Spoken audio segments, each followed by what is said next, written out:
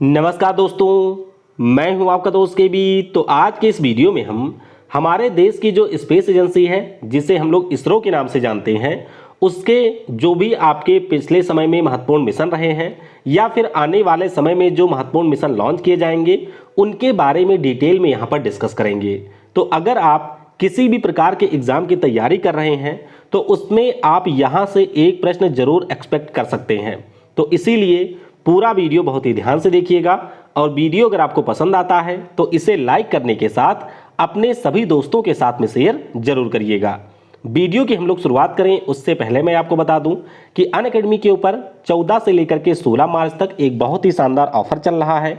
यानी कि अगर आप अनअकैडमी का कोई भी कोर्स परचेज करना चाहते हैं तो ये मेरा व्हाट्सएप नंबर है, आप इस नंबर के ऊपर कांटेक्ट करिए और अनअकैडमी के किसी भी कोर्स पर मेरे कोड को यूज करते हुए आप 20% का डिस्काउंट अवेल कर सकते हैं। इसके अलावा अगर आप मुझसे व्हाट्सएप नंबर के ऊपर कांटेक्ट करते हैं तो आप किसी भी कोर्स के ऊपर 35 से 40% तक का डिस्काउंट भी अवेल कर सकते हैं। तो ये मेरा व्हाट्सएप नंबर है। अगर आपको अनअकैडमी के ऊपर कोई भी कोर्स परचेज करना है तो सिंपली आप इस नंबर के ऊपर मुझसे कांटेक्ट कर सकते हैं। तो चलिए अब इस वीडियो की हम शुरुआत करते हैं। तो सबसे पहले आइए जान लेते हैं इसरो के बारे में। इसरो का पूरा नाम है Indian space and research organization. इसकी स्थापना 15 अगस्त 1969 को हुई थी। हेडक्वार्टर इसका आपको बेंगलुरु में देखने को मिल जाएगा। वर्तमान में जो इसके अध्यक्ष हैं उनका नाम है डॉक्टर एस सोमनाथ। ध्यान रखिएगा, अभी ये जनवरी 2022 में इसरो के नए अध्यक्ष बने हैं और कई बार परीक्षाओं में ये भी पूछा जाता है कि पहले अध्यक्ष कौन थे। तो ध्यान रखेंगे, पहले अध्यक्ष का नाम था विक्रम साराभाई। तो ये बेसिक डिटेल है, ये तो आपको जरूर याद रखनी है। अब बात करेंगे सबसे पहले हम लोग मिशन चंद्रयान 1 की। अभी आपके एनटीपीसी में प्रश्न ये पूछा गया था कि ये जो हमारा चंद्रयान 1 मिशन है इसको केंद्र सरकार ने मंजूरी कौन से साल दी थी। तो याद रखिएगा 2003 में चंद्रयान 1 मिशन को मंजूरी दी गई थी। हालांकि अगर आपसे पूछा जाता है कि इसे लॉन्च कब किया गया था तो 22 अक्टूबर 2008 को हमारे यहाँ का जो रॉकेट है जिसका नाम PSLV XL-C11 है, इसकी सहायता से चंद्रयान 1 मिशन को लॉन्च किया गया था। अच्छा, मिशन लॉन्च कहाँ से हुआ था तो ये भी आपको ध्यान रखना है। हमारे यहाँ पर एक ही लॉन्च साइट है जो कि आपको मिलेगी आंध्र प्रदेश के श्रीहरिकोटा में। नाम इसका क्या है तो इसका नाम है सतीश धवन अंतरिक्ष केंद्र। तो आपको ध्यान रखना है कि जो मिशन चंद्रयान 1 है उसको 22 अक्टूबर 2008 को PSLV XL-C11 रॉकेट की सहायता से इसरो के द्वारा लॉन्च किया गया था। तो ये हमारे भारत का पहला मिशन था। अब अगर आपसे ये पूछा जाए कि जो हमने चंद्रयान 1 मिशन लॉन्च किया था इसमें कौन कौन सी चीज़ें थीं, तो इसमें आपकी केवल 2 चीज़ें थीं। एक तो हमारा ऑर्बिटर था और दूसरा इसमें शामिल था इम्पैक्टर। तो आपको ध्यान रखना है कि चंद्रयान 1 मिशन में 2 चीज़ें थीं, एक आपका ऑर्बिटर था और दूसरा इसमें था इम्पैक्टर। ये भी पूछा जाता है कि जब चंद्रयान 1 मिशन हमने लॉन्च किया था तो उस समय इसरो के अध्यक्ष कौन थे। तो उस समय इसरो के अध्यक्ष थे जी माधवन नायर साहब। कौन थे? जी माधवन नायर साहब इसरो के अध्यक्ष थे। अगर हम इस मिशन के कुल वजन की बात करते हैं तो ये आपका 1380 किलोग्राम था, लेकिन जो इसमें हमने एक्सपेरिमेंट के लिए पेलोड वगैरह भेजे थे उनका वजन था 105 किलोग्राम। तो ये वैसे पूछा नहीं जाएगा। अब मिशन चंद्रयान 1 की अगर हम बात करते हैं तो कुछ और बेसिक चीज़ें आपको ध्यान रखनी है। देखिए, इम्पैक्टर जो हमारा था वह ऑर्बिटर से अलग हुआ था 14 नवंबर 2008 को। उसके बाद में चंद्रमा के ऊपर सेक्लेटन नाम का एक क्रेटर था, वहाँ पर इसने क्रैश लैंडिंग की थी। कैसी लैंडिंग की थी? क्रैश लैंडिंग उसने यहाँ पर की थी। तो आपको चंद्रयान 1 मिशन में ये जरूर ध्यान रखना है कि हमारा तो जो ऑर्बिटर था वह अलग होकर के परिक्रमा आपका चंद्रमा की कर ही रहा था, लेकिन जो इम्पैक्टर है इसने चंद्रमा के ऊपर क्रैश लैंडिंग की थी। तो इस प्रकार से भारत दुनिया का चौथा देश बन गया था जिसने चंद्रमा के ऊपर लैंडिंग की थी। सबसे पहला देश सोवियत संघ था, फिर अमेरिका, जापान, ये सारे चंद्रमा की सतह पर पहुंचने वाले देश थे भारत के पहले। और मिशन चंद्रयान 1 के बारे में आपको ये भी ध्यान रखना है कि चंद्रमा पर इसने पानी के बारे में पता लगाया था और जहां पर यहाँ जो लैंडिंग हुई थी इसका नाम रखा गया था जवाहर पॉइंट। तो ध्यान रखिएगा, जो क्रेटर था जिसके ऊपर चंद्रयान 1 मिशन ने लैंडिंग की थी उसका नाम था शेकलटन क्रेटर, लेकिन जिस पार्टिकुलर प्लेस के ऊपर इसने लैंडिंग की थी उसी का नाम रखा गया था जवाहर पॉइंट। इसके अलावा आप ये भी ध्यान रखेंगे कि 2 वर्ष की अवधि के लिए इसे लॉन्च किया गया था। हालांकि 28 अगस्त 2009 को 312 दिनों के बाद में जो हमारा ऑर्बिटर था उससे इसरो का संपर्क टूट गया था, लेकिन 2 जून 2016 को नासा के द्वारा यह बताया गया है कि हमारे यहाँ का जो ऑर्बिटर है वह चक्कर लगा रहा था और उसने चंद्रमा की कक्षा में उपस्थिति के बारे में पुष्टि की थी। इसका मतलब यह है कि हमारा जो संपर्क था वह तो टूट गया था इस ऑर्बिटर से, लेकिन नासा ने हमें यह बताया कि जून 2016 में जो हमने ऑर्बिटर भेजा था वह आपके चंद्रमा का चक्कर लगा रहा था। तो ये हमने बात की मिशन चंद्रयान 1 की। अब आइए बात करते हैं मिशन चंद्रयान 2 की। तो ये हमारा प्यारा भारत है। हम लोग पहले चलेंगे अपने लॉन्च साइट पर जिसका नाम है सतीश धवन अंतरिक्ष केंद्र, जो कि आपको मिलेगा श्रीहरिकोटा में। तो यहाँ पर हमारा रॉकेट था जिसका नाम था GSLV Mk3M1। नाम जरूर ध्यान रखिएगा। इसे हम लोग बाहुबली भी कहते हैं, इसे हम लोग फैट बॉय भी कहते हैं, और इसका नाम है GSLV Mark 3 M1। तो GSLV Mark 3 M1 से हमने चंद्रयान 2 मिशन को लॉन्च कर दिया था 22 जुलाई 2019 को। कब लॉन्च किया था? 22 जुलाई 2019 को हमने इस मिशन को लॉन्च कर दिया था। उसके बाद में अगर हम आगे बात करें तो देख सकते हैं ये आपकी अर्थ है। अर्थ के कक्षा में ये हमारा जो मिशन है वह पहुंचता है, और उसके बाद में आपके रॉकेट से जो हमारा चंद्रयान 2 के पेलोड थे वह अलग होते हैं, और इस प्रकार से ये पृथ्वी के चारों ओर लगाते हैं चक्कर। तो 23 दिनों तक इसने पृथ्वी का पूरा चक्कर लगाया था, और उसके बाद में ये बढ़ता है चंद्रमा की तरफ। तो इतना डेप्थ में आपको नहीं जाना है, बस आपको ध्यान रखना है कि इसने पहले पृथ्वी की चक्कर लगाई थी, फिर ये पहुंचा था चंद्रमा के ऊपर। अब यहाँ पर क्या होता है, ये आपका जो चंद्रयान 2 मिशन था ये चंद्रमा की कक्षा में पहुंचता है, और फिर ये चंद्रमा के चारों ओर लगाता है चक्कर। और चक्कर लगाने के बाद में फाइनली जो हमारा ऑर्बिटर होता है, ऑर्बिटर तो आपका इसी प्रकार से चक्कर लगा रहा था, लेकिन जो हमने इसमें लैंडर भेजा था यह आपके चंद्रमा पर लैंड होने के लिए आगे बढ़ता है। तो ये देख सकते हैं 7 सितंबर को जो हमारा लैंडर था वह चंद्रमा के दक्षिणी ध्रुव पर लैंड होने के लिए आगे बढ़ता है। लेकिन यहीं पर फिर एक इंसिडेंट होता है, आप लोग देख सकते हैं। जैसे ये चंद्रमा का सरफेस है, तो सरफेस पे इस प्रकार से जो हमारा लैंडर है, जैसा कि आप इमेज में देख रहे होंगे, ये आपके चंद्रमा पर लैंड करने का प्रयास करता है। लेकिन चंद्रमा पर लैंडिंग के कुछ समय पहले हमारा इस लैंडर से संपर्क टूट जाता है। तो जहां पर इस लैंडर को सॉफ्ट लैंडिंग करनी थी वह हो जाती है एक हार्ड लैंडिंग, और फाइनली ये पता चलता है कि हमारा ये जो लैंडर था वह क्रैश कर चुका है। तो आपको ध्यान रखना है कि चंद्रयान 2 मिशन में जो हमने ऑर्बिटर भेजा था वह अभी भी बिल्कुल अच्छे से काम कर रहा है, लेकिन जो उसमें हमारा लैंडर और रोवर था ये दोनों आपके वहां पर नष्ट हो चुके हैं। अब कई बार नाम वगैरह पूछे जाते हैं। देखिए जैसे ऑर्बिटर जो हमने लॉन्च किया था जो अभी भी चक्कर लगा रहा है, ये 7 वर्ष की अवधि तक चक्कर लगाएगा। लैंडर की बात करते हैं तो इसका नाम विक्रम था, इसकी क्षमता टोटल 650 वाट की थी।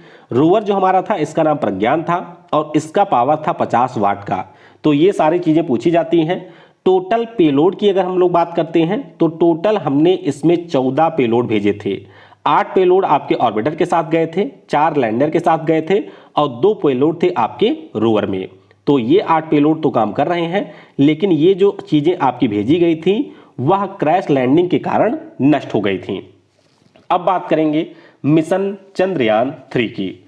मिशन चंद्रयान 3 की अगर हम लोग बात करें तो आप कह सकते हैं कि जो हमने मिशन चंद्रयान 2 में अचीव नहीं किया था उसी को अचीव करने के लिए हम लॉन्च करेंगे मिशन चंद्रयान 3। मैंने आपको बताया कि चंद्रयान 2 में हमने भेजा था क्या चीजें, ऑर्बिटर था, आपका लैंडर था, और उसमें था रोवर। ऑर्बिटर हमारा अभी भी अच्छे से काम कर रहा है, लेकिन जो हमारा लैंडर था वह क्रैश कर गया था, जिसके कारण रोवर भी हो गया था क्रैश। तो चंद्रयान 3 जो हमारा मिशन होगा इसमें अब हम लोग ऑर्बिटर नहीं भेजेंगे, इसमें हम सिर्फ लैंडर और रोवर को चंद्रमा के ऊपर भेजेंगे। तो इसरो के द्वारा इसी साल मिशन चंद्रयान 3 को लॉन्च किए जाने की योजना है। अगस्त के आसपास इसे लॉन्च किया जाएगा। रॉकेट जो हम यूज करेंगे सेम वही होगा, यानी कि GSLV Mark 3 को मिशन चंद्रयान 3 के लिए यूज किया जाएगा। तो बस थोड़ा सा आपको ध्यान रखना है चंद्रयान 3 के बारे में। बाकी जब ये मिशन लॉन्च होगा तब इसके बारे में हम लोग डिटेल में जानेंगे। अब आइए बात करते हैं मिशन मंगलयान की। ये भी काफ़ी ज़्यादा महत्वपूर्ण है। 5 नवंबर 2013 को इसरो के द्वारा जो हमारा सतीश धवन स्पेस सेंटर है वहाँ से मिशन मंगलयान को लॉन्च किया गया था। ये जो मार्स ऑर्बिटर मिशन है जिसे हम लोग मंगलयान मिशन के नाम से भी जानते हैं, इसमें PSLV XL C-25 रॉकेट का यूज किया गया था। 5 नवंबर को हमने इसे पृथ्वी से लॉन्च किया था और उसके बाद में 24 सितंबर 2014 को ये जो हमारा ऑर्बिटर होता है ये पहुंचता है मंगल की कक्षा में। तो ये जरूर ध्यान रखिएगा कि लॉन्च हमने किया था 5 नवंबर 2013 को, लेकिन ये मंगल की कक्षा में पहुंचता है 24 सितंबर 2014 को। भारत दुनिया का ऐसा पहला देश बन गया था जिसने अपने पहले प्रयास में ही मंगल के लिए सफल मिशन को लॉन्च किया था। हालांकि भारत से पहले Roscosmos, NASA, European space agency, इन सभी ने मंगल ग्रह के लिए मिशन लॉन्च कर दिया था, लेकिन ये सारे देश जो हैं वो पहले प्रयास में सफल नहीं हुए थे। तो भारत वैसे चौथा देश बना था, लेकिन पहले प्रयास में सफल होने वाला ये दुनिया का पहला देश बन गया था। ये भी आपको ध्यान रखना है। अब बात करेंगे मिशन गगनयान की। तो ये भी एक बहुत ही महत्वाकांक्षी मिशन है। इसरो के द्वारा इस मिशन के अंतर्गत हमारे देश से पहले व्यक्ति को भेजा जाएगा स्पेस में। आप सभी को ये पता होगा कि राकेश शर्मा 1984 में स्पेस में जा चुके हैं, पहले भारतीय के तौर पर, लेकिन उनको भेजा था रसिया ने। उसी प्रकार से कल्पना चावला का नाम आपने सुना होगा, उनको 1997 में अमेरिका ने भेजा था स्पेस में। तो भारत की तरफ से महिला और पुरुष तो जा चुके हैं, लेकिन हमने स्वयं से किसी को स्पेस में नहीं भेजा है। तो इसीलिए इसरो का जो एक महत्वाकांक्षी मिशन है जिसके अंतर्गत वे लोग स्पेस में हमारे देश से व्यक्ति को भेजेंगे, उसी का नाम है गगनयान मिशन। अगर हम इस मिशन की बात करें तो इसरो ने एक हाफ ह्यूमनॉइड रोबोट बनाया है जिसका नाम इन्होंने रखा है व्योमित्र। तो पहले इसरो इसका ट्रायल करेगा, दिसंबर 2022 में ये व्योमित्र नाम के रोबोट को भेजेंगे और उसके बाद में दिसंबर 2023 में ये फाइनली हमारे देश से व्यक्तियों को स्पेस में भेजेंगे। इसमें भी जो रॉकेट यूज होगा उसका नाम है GSLV Mark 3। तो ये आपको जरूर याद रखना है।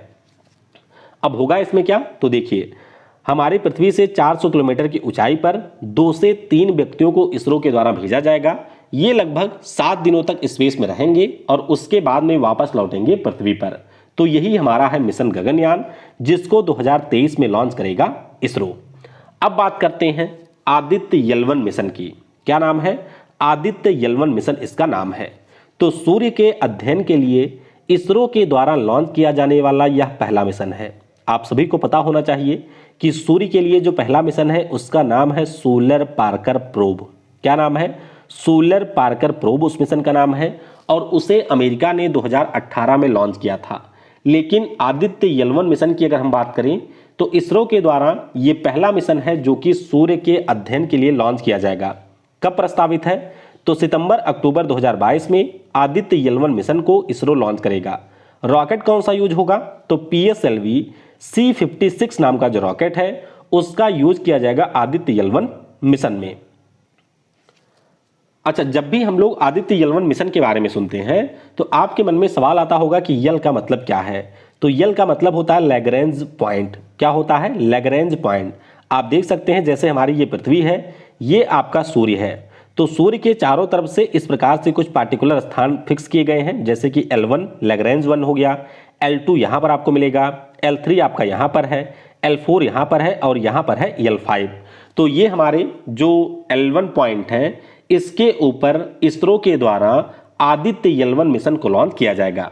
ये जो हमारा मिशन है ये आपके सूर्य के वातावरण के बारे में अध्ययन करेगा, जो आपके सूरज से मैग्नेटिक स्टॉर्म निकलते हैं उनके बारे में ये अध्ययन करेगा, और जो ये मैग्नेटिक स्टॉर्म निकल करके हमारी पृथ्वी की ओर बढ़ते हैं तो इनका हमारे पृथ्वी के ऊपर क्या इम्पैक्ट होता है, इन सभी चीज़ों के ऊपर आदित्य L1 मिशन के अंतर्गत अध्ययन किया जाएगा।